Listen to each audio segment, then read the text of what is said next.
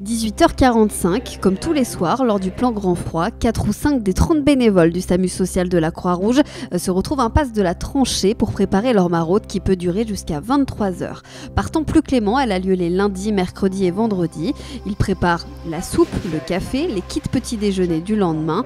Et avant de se lancer dans le froid, le référent de la maraude téléphone au 115 pour faire un point et éventuellement secourir des personnes signalées par des particuliers.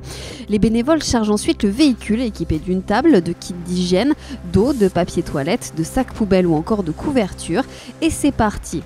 Le tour de ville commence à la recherche de gens en détresse ou en demande. Des petits arrêts ont parfois lieu auprès d'habitués qui logent dehors ou dans des camping-cars. Le camion s'arrête ensuite à 2 points fixes, l'un place de Beaune, l'autre en gare routière. C'est le temps de la soupe qui est un peu un prétexte, même si sa chaleur fait du bien. L'idée, c'est pas forcément de fournir une aide alimentaire. L'idée, c'est de travailler le lien social et de pouvoir avoir une veille sur ces personnes que l'on rencontre quand même régulièrement et de pouvoir aussi les orienter au mieux sur toutes les structures d'urgence qu'il peut y avoir justement sur Chelles. J'ai un logement. Je viens parce que j'ai pas trop les moyens non plus. Et puis les voir. Je discute beaucoup avec eux et ils m'ont beaucoup aidé. J'ai fait 10 ans de rue. Je suis arrivé dans la rue en fait, on s'est séparé avec ma famille. J'ai tout perdu. Ouais, j'ai tout perdu. Jusqu'à mes papiers, tout. Je suis arrivé à Chalon, j'étais en tôle de tente. Ouais. Après, j'ai fait les vendanges, je me suis acheté une caravane. Et après la caravane, j'ai eu mon appart. Je travaille pas, je peux pas parce que je suis à moitié handicapé. J'ai fait la manche aussi. Et puis on l'a fait encore. On l'a fait encore. Ouais. Enfin l'accord parce que on vit à deux sur un seul RSA, le mien. Quand j'ai payé mon loyer, quand j'ai payé toutes mes factures. Et plus rien. Donc on fait même les poubelles encore pour manger. Gigi a fondé une association, les Glaneurs, pour aider les personnes en difficulté. Le but, c'était de récupérer les invendus du marché et distribuer aux plus pauvres. Ce soir, 2 personnes seulement sur chacun des lieux d'arrêt. Des bénévoles de la Croix-Rouge viennent prendre la soupe et discuter. C'est une règle qui semble générale. Le grand froid ne fait pas sortir les demandeurs. Les gens sont cachés, oui.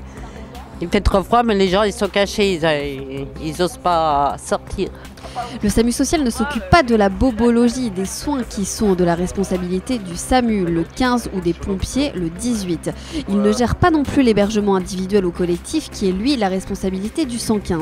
Certains SDF ne veulent parfois pas être hébergés pour des raisons personnelles ou parce que leurs chiens, parfois leurs seuls amis, ne sont pas admis. Ça, les chiens, tous les dépendants, et c'est vrai, c'est très important. Moi, c'est ma passion.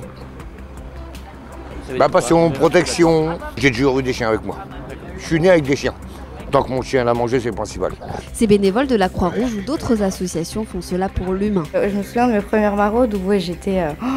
je me disais mais c'est pas possible, comment ils peuvent faire. Puis avec le temps on arrive à prendre du recul et puis c'est vrai qu'avec les équipes on discute beaucoup.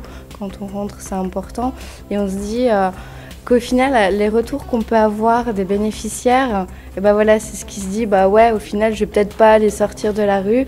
Je suis pas magicienne, j'ai pas de baguette magique, mais juste de voir leur sourire et quand ils nous disent merci de venir et d'être là pour nous, c'est juste c'est génial quoi. J'ai pu avoir ce sentiment de révolte effectivement au début, mais avec le temps, ce que je vous disais tout à l'heure, on se rend compte que parfois c'est leur choix. Mon vœu par rapport à ces situations, ce serait déjà d'avoir peut-être plus d'hébergements d'urgence, ce serait déjà énorme, mais d'avoir aussi des hébergements sur lesquels ils peuvent rester beaucoup plus longtemps.